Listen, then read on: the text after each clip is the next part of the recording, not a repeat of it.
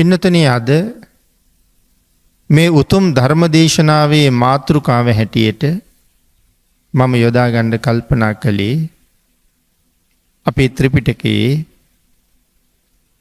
විමානවත්තු පාළියේහි සඳහන් කරලා තියෙන තවත් එක විමානවත්තුවක් වන චූල රථ කියන විමානවත්තුව මුල් කරගෙන මේ ධර්ම දේශනාව සිද්ධ කරන්න. අපේ භාග්‍යතුන් වහන්සේ විශේෂයෙන් අපිට දේශනා කොට වදාලා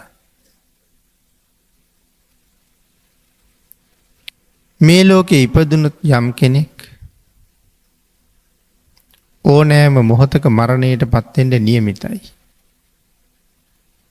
ඒ මරණය අපි සොයාගෙන කවදනම් කොයි මොහොතකනම් කිනම් වෙලාවක කිනම් ආකාරයකින් පැමිණෙනවද කියන කාරණාව අපි කවුරුවත්ම දන්නේ නැහැ. අපි දන්නේ එකම දේ අනිවාර්යෙන් දවසක මිය දෙනවා කියන එක විතරයි. ආන් ඒ කාරණාව නැවත නැවත මනාව සිහිපත් කරමින්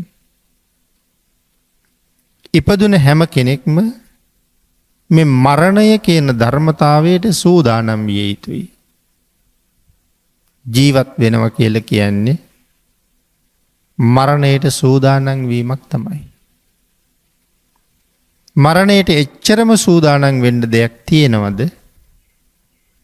ඒක කොයි තරම්ද කියන කාරණාව අපි මේ දේශනාව අතරතුරදීම සාකච්ඡා කරමු. ඉතින් මේ විමානවත්තුව මරණාසන්නව ඉන්න කෙනෙක් මුණ ගැහුණ මහා කච්චායන මහරහතන් වහන්සේ. නුඹ දැන් මරණයට ආසන්න වෙමින් ඉන්නවා කියන කාරණාව දැනුවත් කරලා සීලේහි පිහිටවලා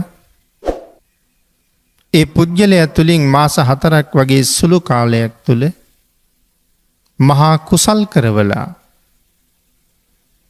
සතර අපායෙන් මුදවලා සුගතිගාමී කළ පුවතක් මේ චූල රථ විමාන වස්තුවෙන් පැහැදිලි කරන්නේ. මහා කච්චායන මහරහතන් වහන්සේ ඒ කාරණාව සිද්ධ කළේ කොහොමද? ඒ කාරණාව මේ විමානවත්තුවෙන් දැනගෙන අපිත් ඒ ක්‍රමයට අපේ ජීවිතේ ගොඩනගාගෙන සතර අපායෙන් මිදිලා සුගතියෙන් සුගතියට ගිහිල්ලා සැනසෙන්න කටයුතු කරන්න අදිෂ්ඨාන කරමු. අපේ භාග්‍යතුන් වහන්සේ භවය නම් කොහොමවත් වර්ණනා කළේම නැහැ. එක තැනක දේශනා කරනවා මහණෙනි අසුචිය ටිකක් තිබුණත් හුඟක් තිබුණත් දුර්ගන්ධම තමයි. ඒ වගේම තමයි භවය නම් මමත් කොතන වුණත් කොහොමත් අනුමත කරන්නේ නැහැ කියලා. මේ දේශනාව කරනු ලැබුවේ මහා සාරිපුත්තයන් වහන්සේට. සරියුත් මහරහතන් වහන්සේගේ ඊටාම හිතවත් දායක කෙනෙක්. නමුත් ඔහු අකුසල කටයුතු වල තමයි යෙදিলা හිටියේ.